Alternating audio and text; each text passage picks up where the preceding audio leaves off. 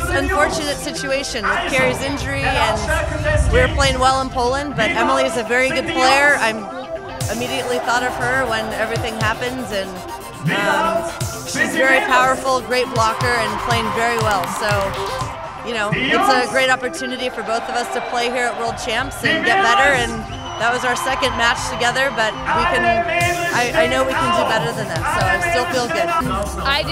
I was playing with Brittany, and we didn't qualify for World Champs, and we got word that Kerri hurt her shoulder while I was playing in AVP Hermosa, and Nicole gave me a call about coming out here, and I was like, absolutely. And I just had to change my ticket because I was already coming out here for a wedding, and very honored and proud to be playing, and looking to compete a lot better tomorrow.